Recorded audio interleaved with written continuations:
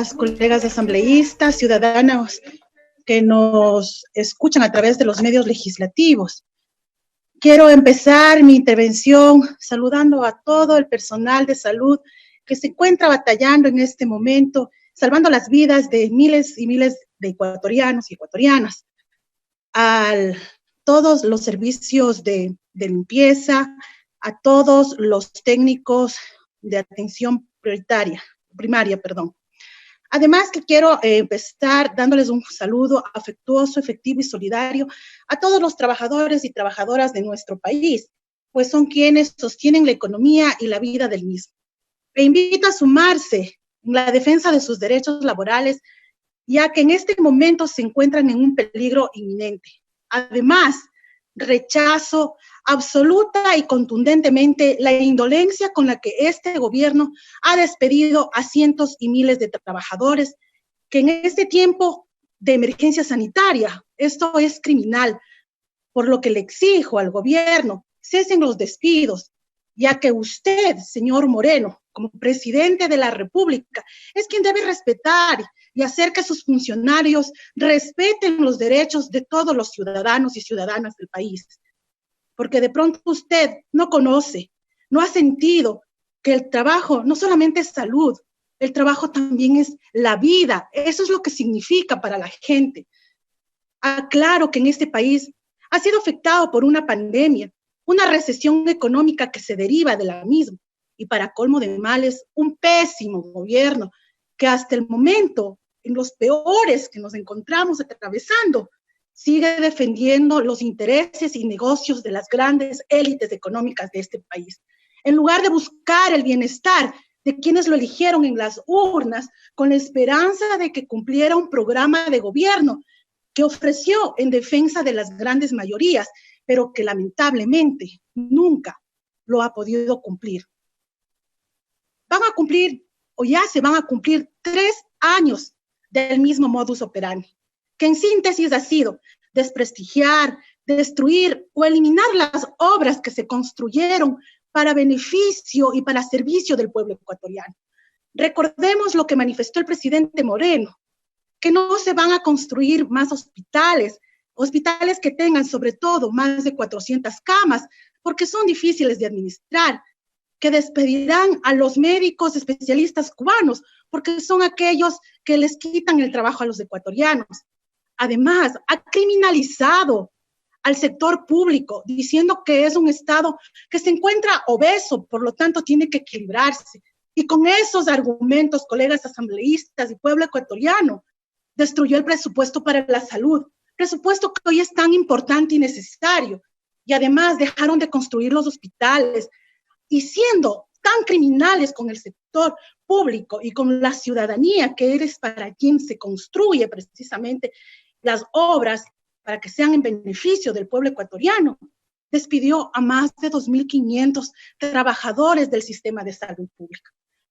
Sí, pero hoy, con la más sorprendente hipocresía, agradecen a los héroes de bata blanca, pues son quienes están arriesgando su vida en primera línea de atención, sin equipos de bioseguridad, que lamentablemente, como es de conocimiento público, en la ciudad de Guayaquil, ya 100 galenos han perdido su vida, para cual pues manifestamos nuestra solidaridad con las familias que perdieron a su ser querido en el campo de batalla, y también para las familias que han perdido a su ser querido, víctimas no solamente de la pandemia, colegas asambleístas, sino de la inoperancia, del cinismo al más puro estilo de la indolencia. El mismo cinismo con el que se ha escrito este proyecto de ley, que dice de ayuda humanitaria, de la cual no tiene absolutamente nada, ya que nuevamente coloca la carga de la crisis sobre los servidores públicos y en general en todos los trabajadores de este país, penalizando una vez más a quienes menos tienen. Una ley con 5 ejes creadas a partir de un análisis que describe la crisis y evidente necesidad de respuesta desde el Estado, que plantea, de acuerdo al SRI, una recaudación de $1.418 millones, asignados a lo que venga, Y digo a lo que venga porque no hay una proyección clara sobre la aplicación de este presupuesto, siguiendo la línea de la mediocridad con la que se han manejado las finanzas en este gobierno. Da 3 rubros sin ningún estimativo de cuánto se asignará a cada rubro, qué resultados cuantificados se piensan obtener, en cuánto tiempo, en qué sectores desconocemos. Les pido encarecidamente, por favor, no seamos indolentes con lo que está pasando. Dejen de jugar con el pueblo, dejen de jugar al bombero apagando incendios conforme van apareciendo. Y por una vez en su administración, sean conscientes de la realidad. Hoy lo que está en juego no es lo económico, señores. Hoy lo que está en juego es la vida de los ecuatorianos y ecuatorianas. Destacados economistas concluyen que este fondo va a ser financiado en un 68% por todos los trabajadores de este país y especialmente por los funcionarios públicos, que dicho sea de paso, han sido linchados, desprestigiados, criminalizados de manera permanente por servir a la función pública, por servir a la ciudadanía. Todo con la finalidad de manipular la opinión pública y ser aplaudido mientras les despiden, les bajan los sueldos y les atropellan, lo cual es inaudito. Basta, por favor, basta. Con temas tan inconstitucionales como la disposición general cuarta, que no es otra cosa que una regresión en derechos, al rebajarles o pretender rebajarles del sueldo en un 10% de manera permanente a todos los servidores públicos, que a decir del gobierno están ganando mucho. Claro que para despistar, ahí sí se vuelven técnicos planificadores, ahí sí, y utilizan y le bautizan con el nombre de optimizar la masa laboral o salarial. ¿Y por qué no hubo austeridad entonces, yo me pregunto, para pagar la deuda externa? Prefirieron que el pueblo muriera antes que salvar las vidas del mismo. Tengan la bondad, por favor, revisemos la norma constitucional. El artículo 326 en su numeral 2 es muy claro y determinante. Los derechos laborables son irrenunciables e intangibles. Será nula toda estipulación en contrario. Y por tanto, la transitoria cuarta no procede, señores. Por favor, díganle al Fondo Monetario Internacional que eso no se va a poder realizar, porque en esta asamblea, señores, aquí en esta asamblea hay legisladores que no vamos a permitir que se siga destruyendo lo público. Que lo público no vale, han dicho varios y han querido destruir. Y me pregunto, ¿dónde se están atendiendo los pacientes hoy contagiados de coronavirus? ¿Acaso en los hospitales públicos o en las clínicas privadas? Es cínico, por decirlo menos, destruir el sistema público y luego preguntarse por qué no logran siquiera una adecuada gestión de cadáveres, donde existe un montón de corruptelas en este momento. Entonces resulta que afrontar esta crisis no solamente es un problema del sistema de salud, sino que va de varias instituciones como el MIES, el Registro Civil, Ban Ecuador, y ahora que sorprendentemente incluso los municipios son a quienes les han trasladado las grandes responsabilidades de determinar la semaforización de sus ciudades. Lo público, estimados compañeros, asambleístas, ciudadanía que nos escucha, es integral, es vital en esta crisis, por lo que les pido, respetemos al menos los derechos constitucionales. Ahora, en el ámbito privado, no solo que se les coloca una contribución fijada a los ingresos económicos de cada una de las familias del Ecuador, sino que adicionalmente se viola olímpicamente los derechos de los trabajadores para que de manera fraudulenta se pretenda abaratar los costos de mano de obra, o más bien regularizar la serie de atropellos que afectan a los trabajadores ya por efectos del mercado mismo. Pero como en este gobierno solo conocen el control de la televisión, porque aparte de eso no se ha visto que pueden controlar nada en lo absoluto. Así es como está cada vez más grande la ola incluso de inseguridad, y una ministra que se dedica a hacer las funciones del presidente y no tiene nada más que hacer, porque en seguridad estamos perdidos también. Y quieren que les pasemos de esta parte, y eso tampoco se va a poder, porque aquí, insisto, en esta asamblea se respeta la Constitución.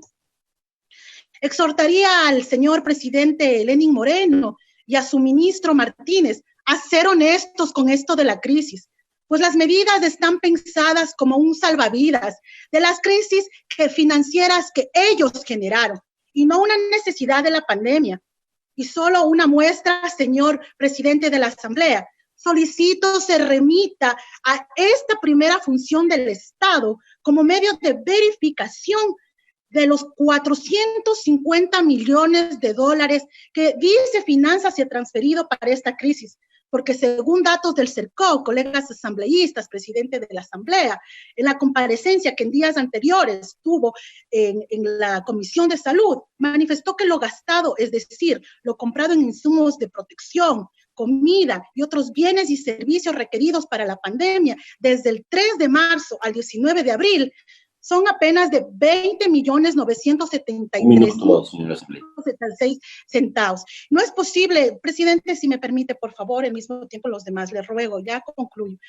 No es posible que en ese sentido, pues no se nos dé la información de una manera transparente. Además, exhorto al presidente de la República, pues es el único con la competencia para presentar proyectos de ley en materia económica, acoger las propuestas que hemos presentado desde la bancada de la Revolución Ciudadana, que lo que busca es comprometer a los sectores más pudientes del país en la gestión de la crisis sanitaria, cuyas estrategias deben ser ejecutadas desde el Estado y no desde la caridad de algunos políticos que, aprovechando el momento, buscan hacer campaña en lugar de resolver realmente el problema. Propuestas como el 1% sobre los patrimonios de más de $1 millón, que no es nuevo, ya se implementó antes y se recaudó alrededor de $36 millones. La moratoria de la deuda para evitar la salida de 1.230 millones por concepto de capital e intereses y varias alternativas más, como la bancada que hemos presentado, para recaudar aún más de lo que se estima. Además, quiero aquí decir algo, presidente. Alguien propuso publicar la lista de los asambleístas que votan a favor de leyes que atentan contra los derechos ciudadanos. Lista de publicación a la cual y propuesta a la cual también respaldo. Pero además, presidente, pido que en esa lista también se publiquen aquellos líderes políticos de partidos quienes tienen paraísos fiscales. Y les reto, compañeros, porque en esa lista no van a encontrar a los líderes de la Revolución Ciudadana.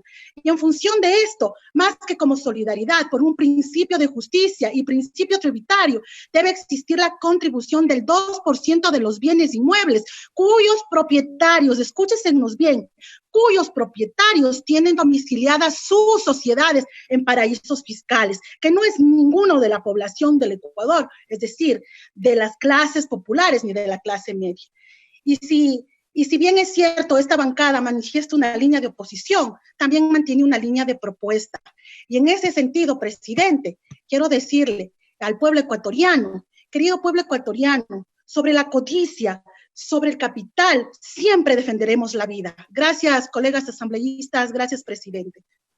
Intervención del asambleísta por Pichincha, Nancy Wamba, la intervención número 24 en lo que va de este primer debate de la Ley de Apoyo Humanitario.